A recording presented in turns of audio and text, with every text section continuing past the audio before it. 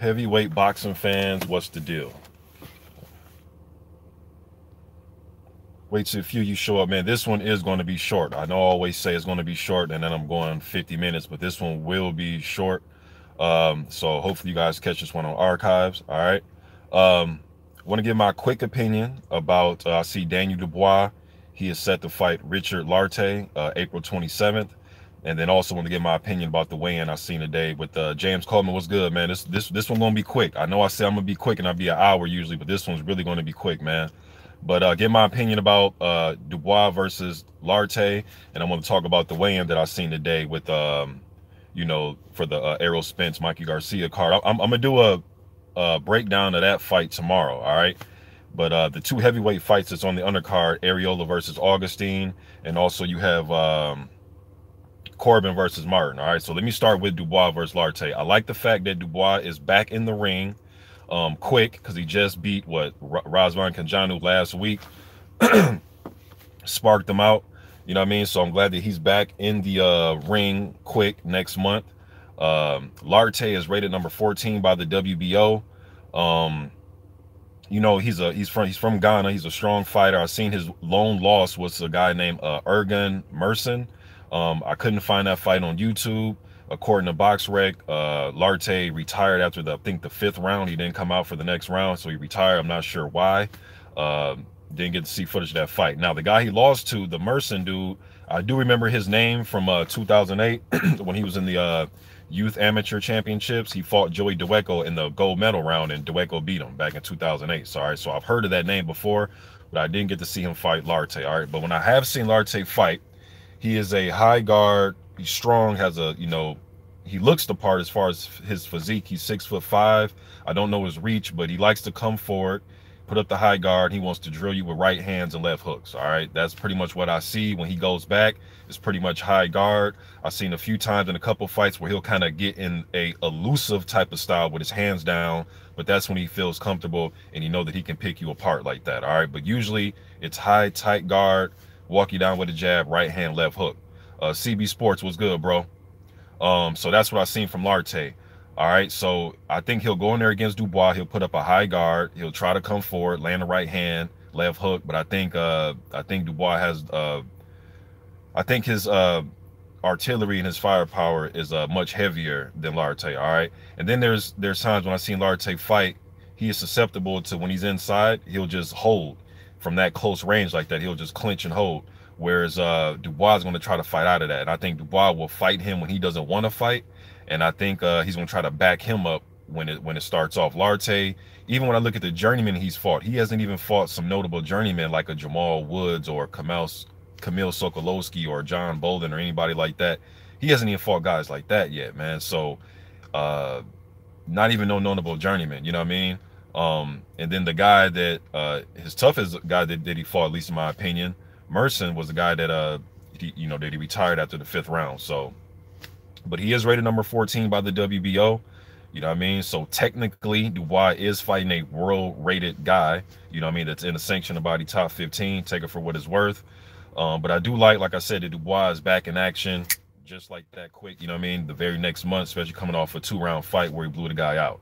All right, foul player was good, bro. So I like that Dubois is back quick like that. All right, expect him to get a knockout based on Larte's style, but you know, this is the heavyweight division. Larte land one of them right hands with Dubois coming in, and he's not respecting the guy, get caught, anything can happen, but I expect Dubois to knock him out. All right, it should be fun while it lasts. All right, now to the two heavyweight fights on the Spence Garcia undercard. All right, Charles Martin versus Gregory Corbin. Interesting, man. When I first broke the news, well, I was the first one to report on or I don't say report, but I was the first one to put it out there that Corbin was going down. Corbin has sent me a text message, so I put that out about like a month ago. But you know what, man? I'm looking at the weigh-in. First, these guys were pushing each other after the weigh-in. Even in the presser yesterday, they were talking a little spicy to each other. You know, the guy up there that was conducting the interviews in the press conference, he was asking some kind of plain Jane, normal ass questions, man. You know, but Corbin and Martin was talking spicy to each other, man. You know, you can tell that there's some type of I'm not gonna say animosity, but you can tell these guys is ready to fight each other, man. Now, Corbin has been calling out, or he's been wanting to fight guys like Charles Martin, specifically Charles Martin and Trey Lippe Morrison. From the first interview that I interviewed him about 2 years ago, he was talking about Martin, Trey Lippe Morrison, those type of guys, man. So he's finally getting what he's want. He's fighting in front of his hometown crowd of Dallas. Martin came in a half-pound under, tying his career high. Came in at 254.5, I believe. His highest is 255 against Michael Marone. You know what I mean? So I can see when you're fighting a guy like Michael Marone, and that was his second fight back after the AJ fight. I believe he fought Byron Poley before that, and then he fought Michael Marone in the second comeback fight. I expect that when you fight guys like Michael Marone. And nothing against Michael Marone. Michael Marone, once upon a time, back in like 2007, 2008, he was once upon a time an 18-0 prospect coming up. All right, he actually fought Francisco Pianata, who was 15-0, and they fought each other when they undefeated. Fight was a long time ago. But anyways, but this version of Michael Marone, okay, I can see you coming in at your career high against guys like that. But you're fighting Greg Corbin, who ironically is coming in at his career low. You know what I mean? So you got one guy coming in at a career high, one guy coming in a half-pound under his career high. Sorry, Charles Martin.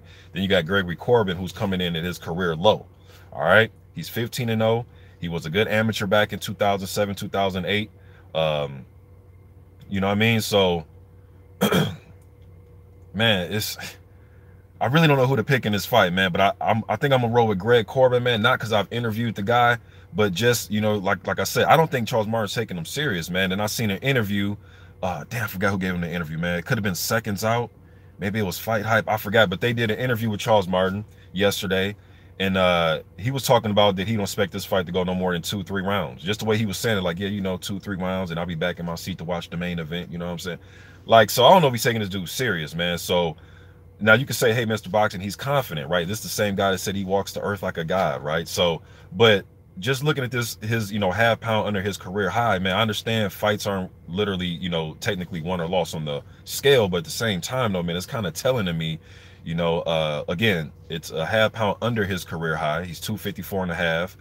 He think he's going to get the guy out of here early, so I don't know, man. Just kind of, for AJ, he was what, 245, something like that.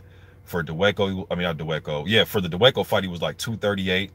For Kaunowski, he was like 246 or something like that. And I believe for Glasscoff, he was like 249 or something like that. So he's been like that range, man. So now this 254 is kind of making me scratch my head a little bit. Then, all right, we're back. All right. Then also seen during the weigh-in, he had Manny Robles in his standing next to him while he was getting weighed in. All right, so I'm assuming that's who's going to be in his corner. I like Manny Robles. He trains Dominic Brazil. Seen some when I upload Andrew Ruiz Jr.'s Instagram footage, he's doing mitts with Manny. You know what I mean? So I like Manny as a trainer. But his last fight, somebody correct me if I'm wrong, I believe Charles Martin was with I know he had Henry Tillman in his camp, and I want to say, was it Jeff Mayweather that was in his camp as well? I forgot who was in his corner for Kaunowski, but I know training for the fight, he had those guys. So look, man, it's, to me, it's fine to get, some advice and train with different trainers, but I just don't know where Charles Martin's head is at for this one, man. But hey, this is the good thing about this. We don't have to do these fantasy matchups and, contemplating this and that. We're going to see tomorrow. You know what I mean? We're going to see tomorrow. So all this can mean nothing come tomorrow. All right. So we will see tomorrow night. And I think I'm going to go live for both of those heavyweight fights. I think I'm going to go live and do a blow by blow. You know what I mean? So, but Greg Corbin, like I said, the dude was a good amateur back in the way. He had to do some Fed time. You know what I mean? You guys have heard his story. If you haven't, go check out my interview with Greg Corbin, man. Go to my playlist, go to interviews, heavyweight chop-ups, and check out those interviews that I've done with some of these heavyweights, man. But, you know what I mean? JMJ 2121 was good. Baby Ting was good. But yeah, man, Greg has a big right hand. He's a patient fighter. He likes to put the high guard up. He likes to parry a lot, knock down your jab, come back with a right hand, things like that. Has a good left hook. Big, powerful dude, man. You know what I mean? So Charles Martin, southpaw.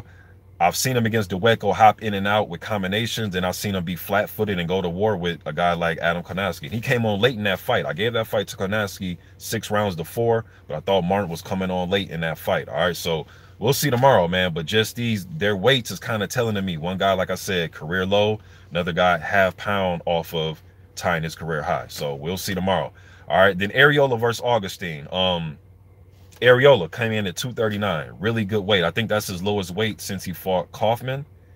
All right, 239. That's a pretty solid weight for Chris Arreola. He has had a comeback fight since his fight against Wilder. He fought was it Lorenzo Smith that was on the Wilder Fury undercard. I actually missed that fight. You guys know that I went to the Fury Wilder fight and I actually missed that. I came a fight after that one. You know what I mean? So I missed. Didn't get to see how he looked against Smith, but he got the victory. You know what I mean? This is his last hurrah. You know what I mean? So we will see. JP Augustine, Southpaw. I believe it's his first fight, man, in about 15 months. But he came in at a trimmer ready 226. He's a southpaw. He likes to move. He wants to land his left hand. He likes to dart in and out sometimes. But when he goes backwards, when there's some pressure, he doesn't seem like really like he's an outboxer. You know what I mean? I think he likes to come in and out at his own discretion. You know, some guys can fool you where they can be moving around, fighting from the outside.